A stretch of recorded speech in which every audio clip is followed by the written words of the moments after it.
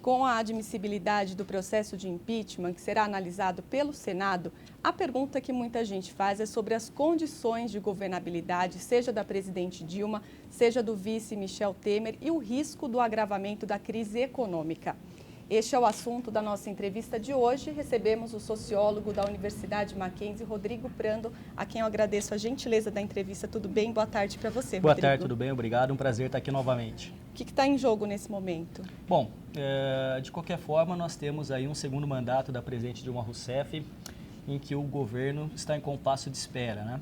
Eu tenho escrito sobre isso e eu diria para você que você tem uma operação Lava Jato que quase que semanalmente trouxe novidades e deixou o governo acuado. Você tinha essa questão do impeachment, que poderia ou não continuar, e ele continuou. E você tinha, por um outro lado, grandes manifestações nas ruas. De qualquer forma, esses três atores, isoladamente, já deixavam o governo constrangido e acuado.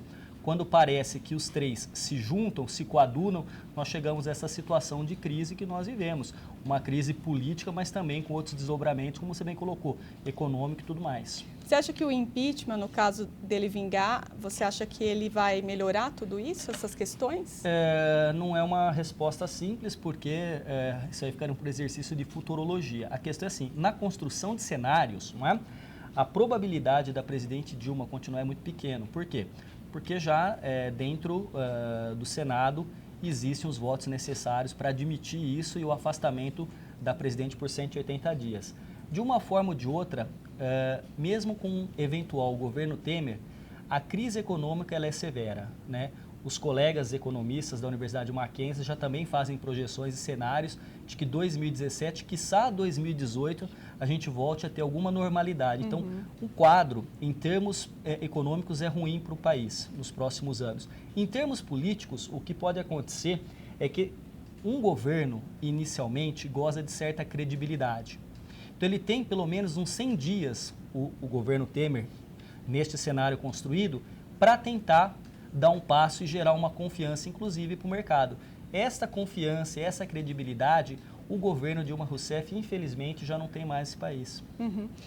Professor, nós recebemos na semana passada alguns professores e cientistas políticos que disseram que a democracia está em risco com o impeachment. Você concorda com eles ou não? Não concordo.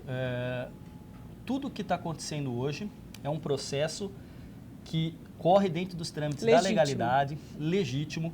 Inclusive, este discurso de um golpe ou de afronta à democracia é mais uma narrativa numa sequência de narrativas que o Partido dos Trabalhadores tem construído. E muito bem feitas, vale ressaltar, em termos de marketing político. Vamos lembrar um pouco antes da construção da imagem do Lulinha, Paz e Amor. Lula se transforma, se apresenta agora com ternos bem cortados, sorrindo, não mais fechando os punhos ou discutindo com seus oponentes.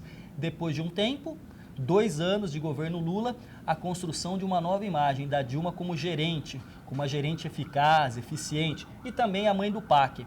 Mas vamos lembrar que também o Partido dos Trabalhadores construiu uma narrativa deixando a ideia de uma herança maldita, colocando todos os 8 anos de governo Fernando Henrique numa vala da história. Foi uma tentativa.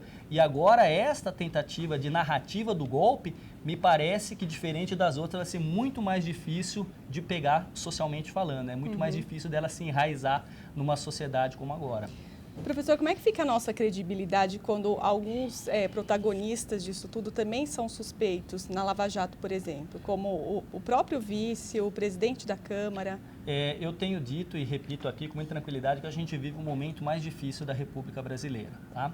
Eu acho que essa como é que a gente recupera isso também, né? Então, a credibilidade.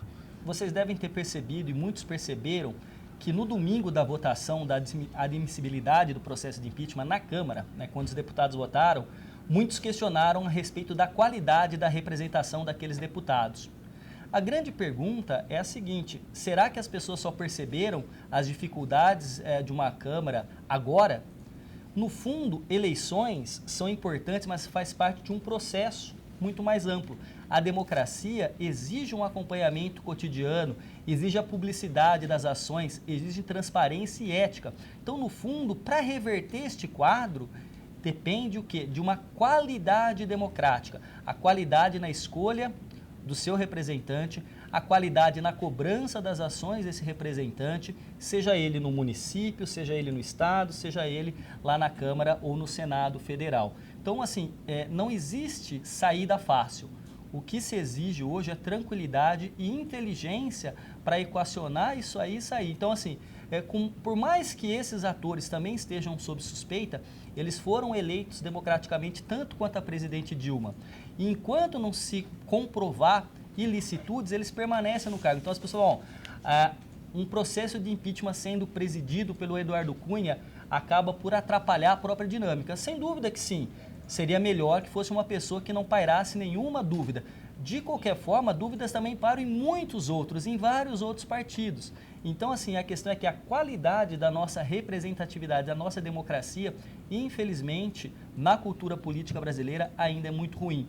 O eleitor acredita que votar no dia da eleição seja uma efetiva participação. Ela é, mas ela não é tão efetiva quanto ele imagina, porque ele tem que acompanhar e construir junto com seus representantes, a possibilidade de uma sociedade democrática e republicana.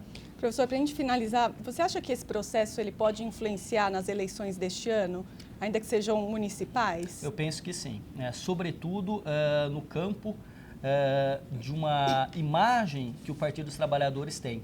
Então, as manifestações que foram maciças, elas tentavam personificar em duas figuras, do ex-presidente Lula e da presidente Dilma, mas também muito se dizia em relação ao Partido dos Trabalhadores.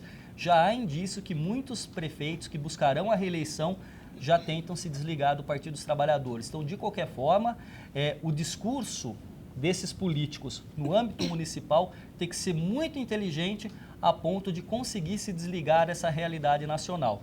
Não será fácil nem para o candidato, nem para a sua assessoria e para a equipe de marketing, porque política hoje está sendo discutida e os ânimos muito acirrados e provavelmente isso estará presente nas próximas eleições municipais, sem dúvida nenhuma. Rodrigo, muito obrigada pela sua presença aqui no Jornal. Eu que agradeço. Boa tarde para você e para todos.